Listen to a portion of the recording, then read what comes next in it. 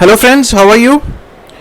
So let us continue with our YouTube questions जो homework में दिए थे हम लोगों ने, और होमवर्क के जो क्वेश्चन थे जो आप लोगों से नहीं हो पाए थे. चलो सर स्टार्ट करते हैं. अब हमारे पास ये क्वेश्चन है सर, इसका रेफरेंस लेक्चर कौन सा है? इसका रेफरेंस लेक्चर नंबर है सर 38. सर 38 का तो हम लोगों ने लास्ट लेक्चर में किया था, बिल्कुल किया था, वो क्वेश्चन सेपरेट था. ठीक है जी, वो और क्वेश्चन था, वो भी लेक्चर 38 का क्वेश्चन था, और ये भी हमारे पास लेक्चर नंबर 38 का ही क्वेश्चन है. बहुत सिंपल क्वेश्चन है, सिर्फ एक दो पॉइंट्स हैं इसमें जिन पर फोकस जरूरी था. ठीक है जी, चलो स्टार्ट करते हैं. Tulsi unlimited provides you the following information. Purchase price of new machinery दे रखी है 10 लाख की. इंस्टॉलेशन एक्सपेंसेस दे रखे हैं 1,50,000 के. Worker training expenses incurred to put the asset to use 50,000. Subsidy from the government 60% of purchase price. Purchase price का मतलब है इसका 60%.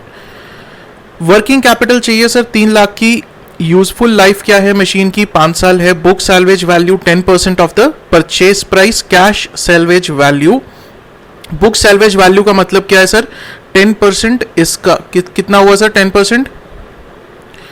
10% of 10 lakh. This comes to 1 lakh. मतलब हमारी बुक्स के हिसाब से जो सैल्वेज वैल्यू बनती थी that is 1 lakh rupees. But actual में कैश सैल्वेज वैल्यू का क्या मतलब है कि एक्चुअल में जब हम उसको मार्केट में बेचने गए उस एसेट को, तो हमें कितना मिला? 1,20,000. That is what we got in the market. Method of depreciation is straight line. Tax rate is 30%. Cost of capital is 10%. Now these are the two important points here. Sale units, first year 1 lakh, second year 2 lakh, third year, fourth year and fifth year. Okay, this is fine. This is not difficult to understand. 13th point, this is the most important point.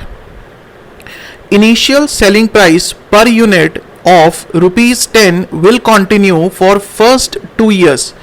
कहता है कि first 2 years के लिए the selling price will be ₹10 and ₹9 thereafter. Right, so how many years do you have? So we have 5 years because we are given the sale unit for 5 years. First year, second year, third year, fourth year and fifth year. So for the first 2 years the selling price will be ₹10 and for the next 3 years the selling price is going to be 9. This much is clear. Then it says variable cost is 40% of initial selling price. Now this is the important point here. 40% of initial selling price. Now what do you mean by this initial selling price? Sir, what is the initial selling price? Initial is at the beginning. What is the selling price? That is 10 rupees. So my variable cost will be what? My variable cost will be 40% of this 10 rupees, that is 4 rupees for every year. Right, even if the selling price is being dropped to ₹9 in the third, fourth and fifth year, the variable cost will remain at ₹4 for all the 5 years. Clear? So this is the most important point here, that variable cost is going to remain constant. Variable cost change नहीं होगी. उसने कहा 40% of initial price, 40% of ₹10. That is the जो starting में price कितनी थी? 10 रुपए. तो हर साल वही variable cost रहेगी. Annual fixed cost other than depreciation. Depreciation के अलावा जो फिक्स्ड कॉस्ट है that is 2 lakh which will increase to 3 lakh after third year. ठीक है, देखो एक एक वर्ड की इंपॉर्टेंस है, हर एक वर्ड का मीनिंग है. आफ्टर थर्ड ईयर का मतलब क्या सर? थर्ड ईयर खत्म होने के बाद, that is from the fourth and fifth year. तो पहले 3 साल की जो फिक्स्ड कॉस्ट है दैट विल बी 2 लाख और अगले 2 साल की जो फिक्स्ड कॉस्ट है दैट विल बी 3 लाख. और यही वर्ड्स पर हम लोग गलती करते हैं एग्जाम में, क्योंकि बहुत हम लोग जल्दी में पढ़ते हैं और हमें ये नहीं समझ में आता सर आफ्टर थर्ड ईयर लिखा, थर्ड ईयर लिखा, सर थर्ड ईयर से ही चेंज कर देंगे हम लोग. तो आफ्टर है, बिफोर है, क्या है सर? पढ़ना ही नहीं है हमें. उसने थर्ड ईयर दिया, थर्ड ईयर से फटाफट हम लोग चेंज करते जाएंगे. वेरिएबल कॉस्ट 40%, इसके आगे पढ़ेंगे ही नहीं हम लोग. वेरिएबल कॉस्ट 40%, फटाफट से जितनी सेल्स आई उसका 40% कर दो वेरिएबल कॉस्ट. हम लोग ये पार्ट तो पढ़ेंगे ही नहीं सर. होता है एग्जाम में, यही चीज होती है हमारे साथ. इसीलिए कहते हैं कि एग्जाम में क्वेश्चन पढ़ना सबसे ज्यादा जरूरी है कि क्वेश्चन को आप लोग किस तरह से इंटरप्रेट करते हो, कितना ध्यान से आप लोग उसे पढ़ते हो. This is the most important thing in the examination. ठीक है जी, चलो करें अब इसका सोल्यूशन. एक बार सारा का सारा क्वेश्चन पढ़ लो, वीडियो पॉज कर लो, यहाँ पे क्वेश्चन पढ़ लो एक बार ढंग से, उसके बाद मैं आपको सोल्यूशन दिखाऊंगा. ठीक है, चलें आगे. चलो लो सर, अब सबसे पहले तो हमें क्या करना है, सबसे पहले तो सर हमें CFAT कैलकुलेट करना. ऑब्वियस सी बात है, CFAT के लिए हमारे पास 5 साल है. Year 1, year 2, year 1, year 2, year 3, year 4 and year 5. Sale units हम लोगों को गिवन है. ठीक है, 1 लाख, 2 लाख, 3, 4, 5 गिवन है हमारे पास. सेलिंग प्राइस पर यूनिट, अब क्या सेलिंग प्राइस पर यूनिट के बारे में उसने क्या कहा था, उसने कहा था पहले 2 साल तो 10 रुपए रहेगी, उसके बाद कितनी हो जाएगी 9 रुपीज. राइट, सो उसने यहां पर कहा था 10 will continue for the first 2 years and 9 thereafter, उसके बाद 9 रुपए हो जाएगी सर. ठीक है जी, हमने वैसे ही कर दिया. Sales value, sales value simple है, sale units multiplied by selling price. ठीक, 10 लाख, 20 लाख, 27 लाख, 36 लाख एंड 45 लाख, इन दोनों को मल्टीप्लाई किया सिंपली. लो सर, मल्टीप्लाइड इक्वल टू, उसके बाद variable cost at the rate of ₹4. ये ₹4 कैसे आया सर, जो ₹10 था, ₹10 का 40% किया हम लोगों ने. हमें क्वेश्चन में कहा गया था कि जो इनिशियल सेलिंग प्राइस है दैट इज ₹10, उसका 40% will be the variable cost, इसलिए वेरिएबल कॉस्ट को लिया हम लोगों ने ₹4. राइट, तो नंबर ऑफ यूनिट से हम लोगों ने मल्टीप्लाई किया इसे, 4 इंटू 1 लाख, 4 लाख आया, 2 लाख से 8 लाख, 12 लाख, 16 एंड 20 लाख. ठीक है, डेप्रिसिएशन कम किया, स्ट्रेट लाइन मेथड है. ठीक है, SLM के हिसाब से 1 लाख रुपीज की डेप्रिसिएशन बनेगी, minus fixed cost which is other than depreciation, this one, this last line, fixed cost other than depreciation, this one. Right, 2 lakh will increase to 3 lakh after 3rd year. तो हम लोगों ने क्या कहा, पहले 3 साल तो कितनी रही, 2 lakh, 2 lakh, 2 lakh. After 3rd year, that means from the 4th and the 5th year, it will increase to 3 lakh and 3 lakh. Clear? So it will give you earnings before taxes 3, 9, 12, 16 and 21. So we'll reduce the taxes at the rate of 30%. We'll get earnings after tax 2,10,000, 630, 840, 1120 and 1470. Add back depreciation. क्यों? क्योंकि depreciation का role sir सिर्फ और सिर्फ taxation तक है, उसमें actual cash outflows नहीं होते. तो डेप्रिसिएशन को ऐड करने के बाद हमारे पास क्या आया, CFAT दैट इज 3,10,000, 730, 940, 1220 एंड 570. ठीक, साथ साथ नोट कर लो ये पूरा के पूरा सोल्यूशन. अब क्या ये CFAT खत्म हुआ सर, यहाँ पे नहीं हुआ सर, क्योंकि लास्ट ईयर में जाकर हम लोग जो वर्किंग कैपिटल है वो भी रिलीज करेंगे. जो इनिशियली वर्किंग कैपिटल इशू की है, यहाँ पर 3 लाख की वर्किंग कैपिटल इशू की है, तो ये लास्ट ईयर में हमें वापस आएगी. तो add back working capital in the last year. Salvage value 1,20,000 minus tax on profit on cell.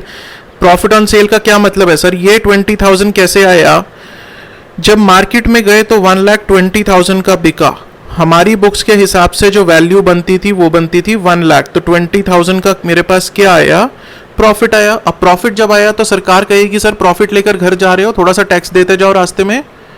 ठीक, ऐसे तो मैं जाने नहीं दूंगा तुम्हें, सारा के सारा प्रॉफिट लेकर तुम चलते बने, तो 30% जो उसके ऊपर टैक्स पे करना पड़ेगा, जो प्रॉफिट कमाया हमने on the salvage value of the machine. Right, 6,000 का. तो ये हमारे पास क्या आया total CFAT, 3,10,000, 730, 940, 1220 and 19,84,000. So this is an important part, इसको मिस नहीं करना एग्जाम में गलती से भी.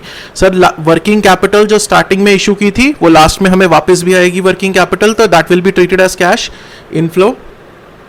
सैल्वेज वैल्यू, जब at the end of the life हम लोग एसेट को बेचेंगे तो उसमें से हमें क्या वैल्यू मिलती है, that is the salvage value, और उसके ऊपर अगर प्रॉफिट होता है हमारे पास तो टैक्स पे करेंगे. और अगर यहाँ पर लॉस होता हमें, अगर एसेट को सेल करने पे अगर हमें लॉस होता है तो सर उसके ऊपर टैक्स सेविंग होगी, तब हम उसे ऐड बैक करेंगे. यहां पर जहां सब्ट्रैक्ट किया है वहां पर हम लोग उसे ऐड बैक करेंगे.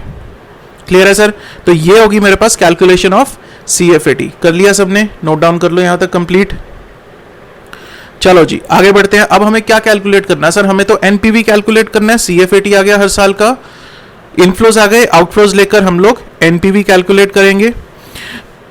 आउटफ्लोज में क्या कुछ है? सबसे पहले तो परचेज प्राइस ऑफ मशीनरी है, जीरो पीरियड पे present value factor is 1, amount 10 lakh. Installation expenses हैं, क्या ये परचेज प्राइस का पार्ट बनेंगे? बिल्कुल बनेंगे सर, लेकिन क्या हमें परचेज प्राइस में ही जोड़कर दिखाने हैं सर या अलग से दिखाने हैं? दोनों तरह से दिखा सकते हो, कोई दिक्कत नहीं है, लेकिन इट इज ऑलवेज प्रेफरेबल कि आप उसको सेपरेट ही दिखाओ। जीरो पीरियड पे again 1,50,000 worker training expenses sir, asset अभी यूज नहीं हुआ, तो जितने भी एक्सपेंसेस हैं एसेट को ऑर्डर प्लेस, एसेट को लेने से, बाय करने से लेकर उसको पुट टू यूज करने तक के जितने भी एक्सपेंसेस हैं वो सब कैपिटलाइज होते हैं, तो वर्कर ट्रेनिंग एक्सपेंसेस भी हमारे कैपिटलाइज हो जाएंगे 50,000 के। ठीक है जी, ये भी जीरो पीरियड पे। उसके बाद सब्सिडी आ रही है सर हमें जीरो पीरियड पे 10 कितनी है? 60% of the purchase price. Sir government को इस 1,50,000 और 50 से कोई मतलब नहीं है, तो वो कैसे करेगा? ये जो 6 लाख है ये किस तरह है? 60% of rupees 10 lakh, that is the purchase price. क्योंकि गवर्नमेंट ने जब सब्सिडी देनी है उनको नहीं पता इंस्टॉलेशन के एक्सपेंसेस क्या है, उनको उससे कोई लेना देना नहीं है, उनको नहीं पता वर्कर की ट्रेनिंग दी है या नहीं दी है, उनको उससे कोई मतलब नहीं है। वो कहते हैं कि जो परचेज प्राइस है मशीनरी की उसका 60% हम आपको सब्सिडी दे देंगे। ठीक है जी, तो ये it is treated as cash inflow, तो ये मेरा कैश इनफ्लो है सर, इसलिए मैंने इसको इनफ्लो की तरह लिया, क्योंकि सब्सिडी तो वापस आएगी हमें। वर्किंग कैपिटल इशू किया हम लोगों ने 3 लाख का जीरो पीरियड पे। ठीक, उसके बाद सीएफएटी हमने फर्स्ट सेकंड थर्ड फोर्थ और फिफ्थ ईयर का निकाल लिया था, ये निकाला सर सीएफएटी। बस उसके बाद क्या था sir? First second third fourth fifth present value factor लिया, अमाउंट हम लोगों ने यहाँ पे कैलकुलेट कर ही लिया, ये वाली राइट। अमाउंट कैलकुलेटेड है तो प्रेजेंट वैल्यू एनपीवी हम लोग निकाल सकते हैं। कोई डाउट? सिंपल है, नोट कर लो। चलो सर, हो गया सर, सब नोटिंग भी हो गई सर, डन। तो ये क्वेश्चन हमारा लेक्चर नंबर 38 का क्वेश्चन था हमारे पास ये, तो मैं यहां पर भी एक बार लिख देता हूं। ये हमारे पास जो सोल्यूशन है that is for lecture number 38। ठीक है सर, तो कंटिन्यू करेंगे हमारी अभी इसी सीरीज के साथ, जितने भी होमवर्क क्वेश्चन है हम लोग करते चले जाएंगे सर, खत्म करेंगे इसको बहुत जल्दी, बहुत ज़्यादा क्वेश्चंस नहीं है, तो फटाफट से हम लोग इसको खत्म करेंगे, right. So that's all for this lecture friends, thank you so much.